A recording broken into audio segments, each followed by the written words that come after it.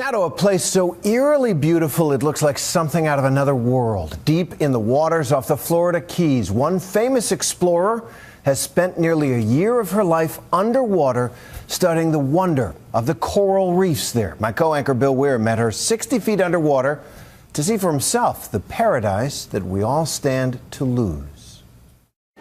She's out there somewhere. Under there somewhere.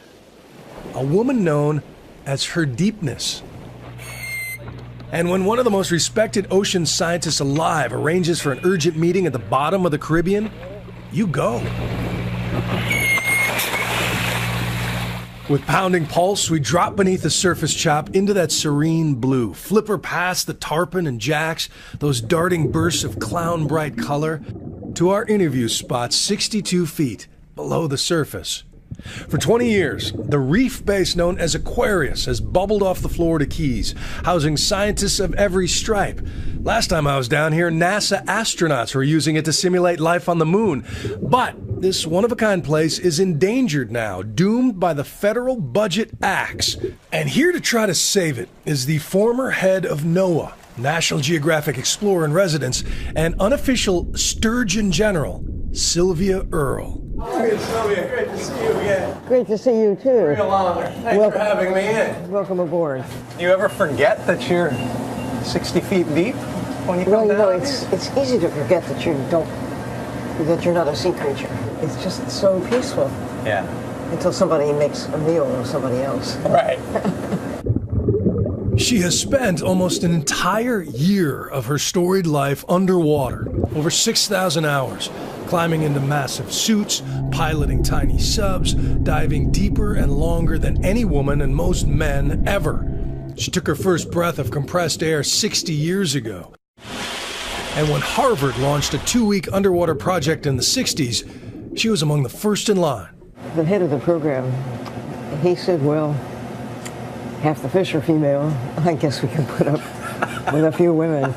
And they couldn't just leave it alone. No, we were the aqua babes. Yeah. We were the aqua chicks. We were the aqua bells, and they even got this great name, the aquanauties. She is 77 now, still thirsty for understanding, still giddy that Aquarius lets her stay out on the reef for 4, 5, even 8 hours a day without worrying about decompression sickness. It's so good that you're here. It's so good to be with you. She originally fell in love with ocean plant life, the microscopic algae responsible for every 5th breath you take. But over the years, her wonder has been steadily replaced with worry. Once vast pockets of thriving, teeming life are getting increasingly hard to find. A warming planet is changing the acid levels in the sea, killing coral reefs. Pesticides running down the Mississippi and the Deepwater Horizon disaster have stressed the Gulf of Mexico in unprecedented ways. There's some good news about Goliath groupers and some other species, but I haven't seen even one lobster. I've been here almost a week, not even one lobster.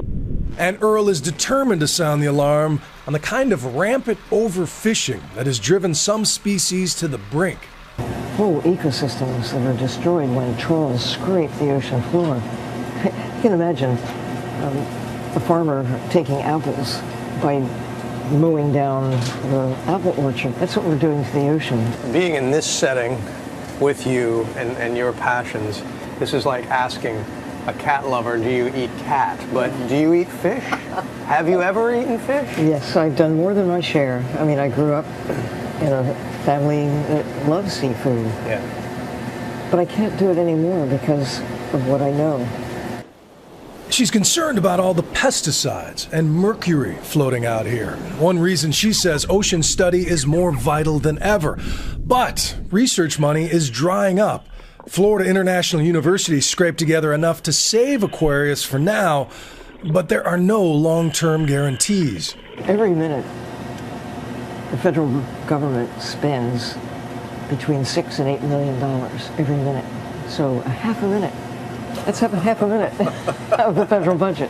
I just want to thank you for this experience, being able to tell my grandkids that I actually went diving with Sylvia Earle. And Hello. Take care. Godspeed.